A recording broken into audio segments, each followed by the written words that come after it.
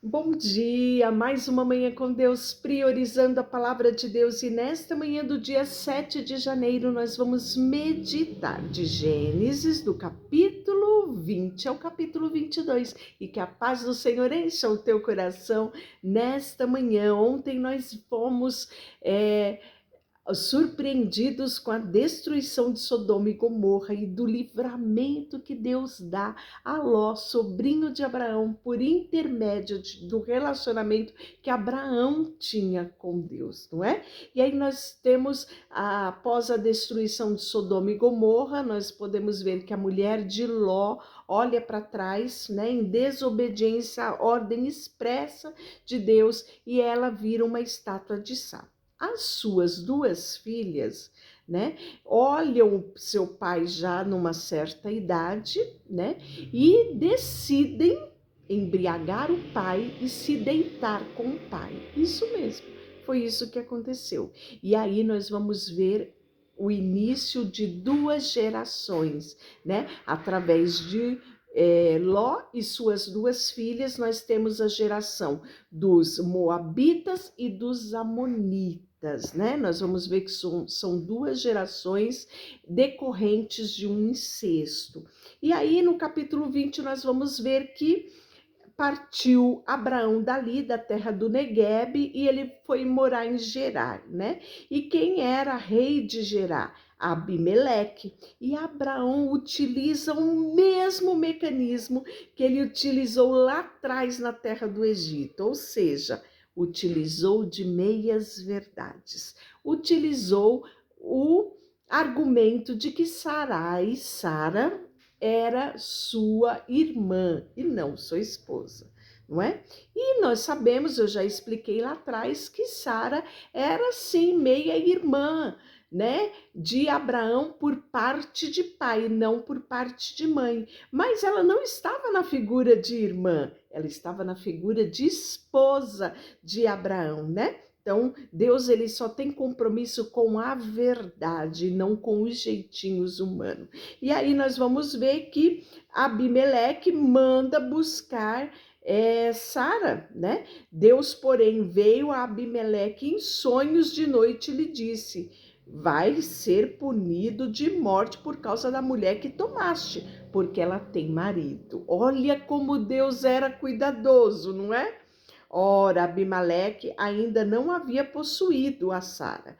Por isso disse: Senhor, matarás uma nação inocente? Não foi ele mesmo que me disse: és minha irmã? E ela também me disse: é o meu irmão? Com sinceridade de coração e na minha inocência no que eu fiz? E respondeu o Senhor em sonho: bem sei que é a sinceridade do teu coração que fizeste isso. Daí eu te impedi de pecares contra mim e não te permiti que a tocasse, né? Agora, pois, restitui a mulher ao seu marido, pois ele é profeta, intercederá por ti e viverás. Se, porém, não lhe restituir, sabes que certamente morrerás, tu e tudo que é teu. Olha só. E aí, levantando Abimeleque de madrugada, chamou o seu servo, contou todas essas coisas e os homens ficaram muito aterrorizados. Então mandou chamar Abraão e lhe disse: o que é isto que fizeste? Em que pequei contra ti para que me trazesse tamanho pecado sobre mim e sobre o meu trono? Tu me fizeste o que não se deve fazer. Disse mais Abimeleque a Abraão: que estava pensando para fazer tal coisa? Respondeu Abraão: eu dizia comigo mesmo: certamente não há temor de Deus neste lugar, e eles me matarão por causa da minha mulher. Por outro lado, ela de fato é também minha irmã, filha do meu pai, e não da minha mãe, e veio ser minha mulher. Quando Deus me fez andar errante da casa do meu pai, eu disse a ela: este favor me farás. Em todo lugar em que entrarmos, dirás ao meu respeito: ele é o meu irmão. Então Abimeleque tomou ovelhas, bois, servos, serva e deu a Abraão e lhe restituiu Sara, sua mulher, né? E aí Abimeleque diz: a minha terra está diante de ti, habita onde melhor te parecer. E a Sara disse: dei 1000 siclos de prata a teu irmão, será isto compensação por tudo quanto que se deu comigo perante todos, estás justificada. E orando Abraão, sarou Deus Abimeleque, sua mulher, suas servas, sua sorte, para que elas pudessem ter filhos, né? Capítulo 21, enfim, é o nascimento de Isaac. Isso mesmo, visitou o Senhor a Sara como lhe dissera, e o Senhor cumpriu o que havia prometido. Que lindo isso, não é? Deus, ele é fiel para cumprir o que ele promete, independente do tempo. Não fite os seus olhos no tempo, fite os seus olhos na promessa de Deus. E aí, Sara concebeu e deu à luz a um filho de Abraão na sua velhice, no tempo determinado de que Deus lhe falara. Ao filho que lhe nasceu, que Sara deu à luz, Abraão deu o nome de Isaque. E Abraão circuncidou seu filho Isaque quando este era no 8º dia, segundo o que Deus havia ordenado. Falamos sobre isso, né, no nosso devocional, lá em Gênesis 17, 12. E tinha Abraão 100 anos quando lhe nasceu Isaque, seu filho, e Deus lhe deu um motivo de riso. Todos quanto ouvir, rirá junto comigo, né? Quem teria dito a Abraão que Sara amamentaria um filho? Pois na tua velhice eu lhe dei um filho. Então Isaque significa riso, porque foi isso que aconteceu com Sara e Abraão. E Agar no deserto. Isaque, ele cresceu, ele foi desmamado, e nesse dia em que o menino foi desmamado, Abraão deu um grande banquete. E Sara vai ver, né, que o filho de Agar, Ismael, caçoava de Isaque, né? Tirava uma com Isaque. E isso a desagradou profundamente Sara. E disse Abraão a Sara: rejeita esta escrava e seu filho, porque o filho dessa escrava não será herdeiro com Isaque, meu filho. E apareceu isso muito penoso aos olhos de Abraão por causa do seu filho. Ele amava, né? Foi o primogênito, né? Mesmo que foi nascido do jeitinho que ele queria, né? Do jeitinho dado por ele, por Sara, né? Por Agar, não diante da promessa, mas era filho dele, ele amava, né?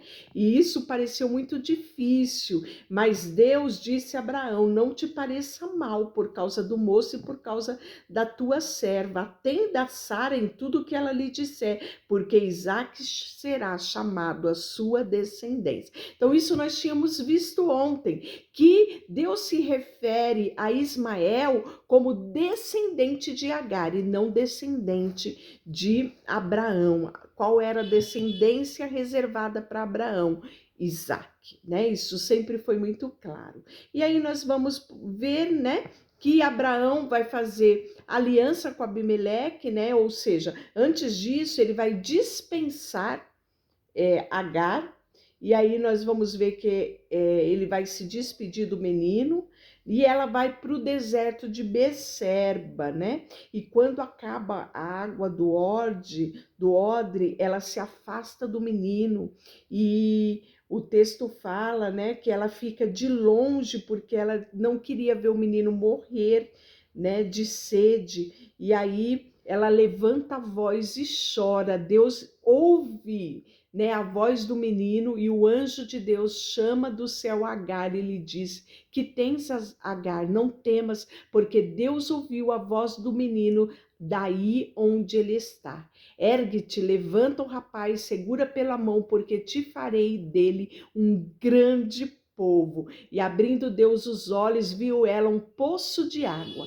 Indo a ele, encheu de água o odre e deu de beber ao rapaz. Depois, Deus estava com um rapaz que cresceu e habitou no deserto e se tornou um grande flecheiro. E habitou no deserto, sua mãe se casou com uma mulher, ele da terra do Egito, né?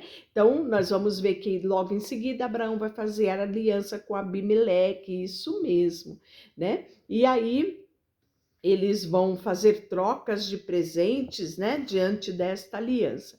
E aí, no capítulo 22, Deus vai colocar Abraão à prova, isso mesmo, pedindo a ele Isaque. E ele se levanta de madrugada e vai para o local, né, aonde Deus pediu que ele desse o Isaque. O texto fala que o menino pergunta, né? Ô papai, cadê o cordeiro? Como que nós vamos oferecer sacrifício? E aí nós podemos ver que Abraão diz: Deus para si o cordeiro proverá. E chegando no lugar, né? Ele vai, coloca o menino sobre o altar e o texto fala, né, que Deus bradou pela segunda vez e o anjo do Senhor a Abraão, né? E aí nós podemos ver que jurei por mim mesmo, diz o Senhor, porque fizeste isso e não me negaste o teu filho, que deveras te abençoei, certamente multiplicarei a tua descendência como as estrelas dos céus e como a areia da praia do mar. A tua descendência possuirá a cidade dos seus inimigos, nela serão benditas todas as nações da terra, porquanto obedeceste a minha voz. Que coisa linda, não é? Deixa eu orar por você. Senhor, nesta manhã queremos colocar diante de Ti a nossa vida, tudo que temos, tudo que somos. Em nome de Jesus. Amém. Deus te abençoe.